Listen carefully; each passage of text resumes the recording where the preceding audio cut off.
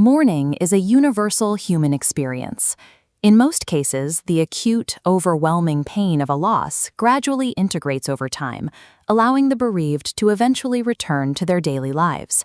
While standard grief trajectories flatten out over 12 months, a specific subset diverges, remaining highly impaired. This elevated trajectory represents 7 to 10% of bereaved adults, now officially classified in the DSM-5-TR as prolonged grief disorder, formerly complicated grief. The updated manual classifies prolonged grief disorder as a separate pathology from major depressive disorder, assigning it a specific and distinct symptom profile. A year of persistent, debilitating grief represents a documented clinical pathology rather than a lack of personal resilience or emotional strength. Identifying this condition correctly depends on the application of precise diagnostic timelines. This precision is necessary because the disorder requires specific, targeted therapeutic modalities to resolve. Establishing an accurate differential diagnosis provides clinicians with the necessary first step to treat a patient population that has historically been miscategorized. The immediate aftermath of a death produces immense psychological distress. Diagnosing pathology during this acute phase is premature and clinically harmful to the patient. To accurately diagnose prolonged grief disorder, clinicians must first establish a strict temporal baseline. This dual-axis chart maps two critical metrics: duration and functional impairment severity. A normative mourning curve drops below the critical impairment threshold before 11 months.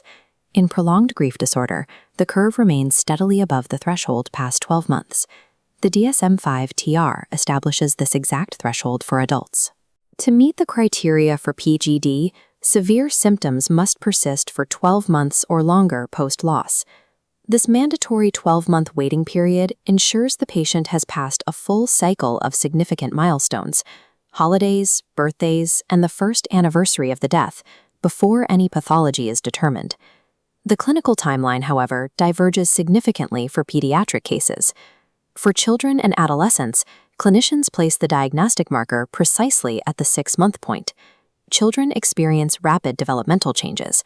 Allowing severe functional impairment to persist unaddressed for a full year severely alters a child's psychological and emotional trajectory, necessitating this earlier intervention window.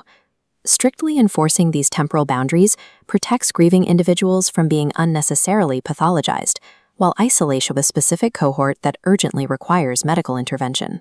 Once the temporal baseline is established, diagnosis relies on identifying a specific symptom architecture. The first mandatory criterion is an intense, ongoing yearning and longing for the deceased that dominates the patient's daily thoughts.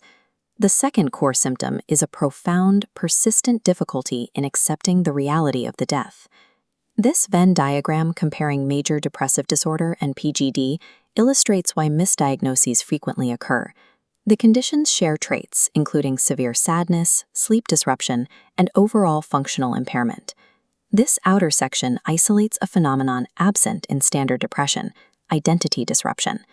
Identity disruption occurs when the bereaved experiences a fractured sense of self-concept. They articulate feeling that a part of themselves has died alongside the deceased. General depression typically manifests as broad, low self-worth. Prolonged grief disorder manifests as a loss of identity and severe disorientation regarding one's role in the world. The development of this specific symptom cluster correlates closely with the nature of the loss itself. When a person's psychological structure is subjected to sudden, immense trauma, the clinical prevalence rates for the disorder spike significantly. Statistical data shows individuals experiencing sudden or violent losses are at a significantly higher risk of developing PGD compared to those processing anticipated deaths.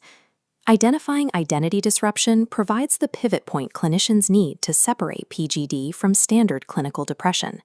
Misdiagnosing prolonged grief disorder as generalized depression directly compromises patient outcomes. This workflow map demonstrates the failure of generalized treatments. When clinicians deploy standard major depressive disorder protocols against a PGD presentation, the treatments bounce off the core pathology. Specifically, traditional depression interventions cannot penetrate the barrier of identity disruption. Standard pharmacological and therapeutic depression treatments are largely insufficient for resolving prolonged grief disorder. The primary evidence-based modality required to treat this condition is complicated grief therapy, or CGT. Grief-focused cognitive behavioral therapy serves as a secondary validated intervention. These specialized grief protocols successfully bypass psychological barriers, integrating into the PGD pathology to address persistent yearning and identity loss. A significant logistical challenge remains. Accessing clinicians actively trained in these specific modalities is difficult, creating geographical and financial barriers for patients. Coping and Healing Counseling, or CHC, provides an active implementation model designed to bridge this clinical gap. This map of Georgia illustrates the scale of deployment required to effectively serve a statewide population. CHC operates as a 100% HIPAA-compliant telehealth practice.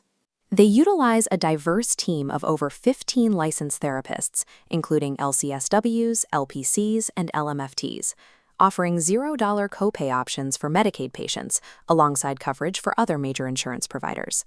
Telehealth structures neutralize the traditional barriers of distance and cost, ensuring that targeted, evidence-based PGD interventions reach bereaved populations that have previously been left untreated. Properly isolating and treating prolonged grief disorder relies on executing a precise clinical sequence. This board integrates the clinical model. First, enforce time thresholds, 12 months for adults, 6 for pediatric cases. Second, verify functional impairment, intense yearning, and identity disruption. Finally, deploy the correct treatment vector, CGT or grief CBT, rather than general depression protocols. The clinical lines separating normative grief, major depressive disorder, and PGD are subtle. Navigating them requires an accurate diagnosis by a licensed, trained clinician. Applying generalized depression protocols to a PGD presentation leaves the patient struggling with an unaddressed loss of identity and prolonged functional impairment. An accurate diagnosis of prolonged grief disorder clarifies the patient's internal experience. The formal diagnosis takes an experience of psychological chaos and applies clinical structure. The bereaved no longer have to shoulder the isolating burden of a personal failure to cope. They are provided with the validating reality that they possess a formally recognized, treatable condition. Adherence to these diagnostic criteria equips providers with the specific framework needed to move a patient from chronic impairment toward evidence-based recovery.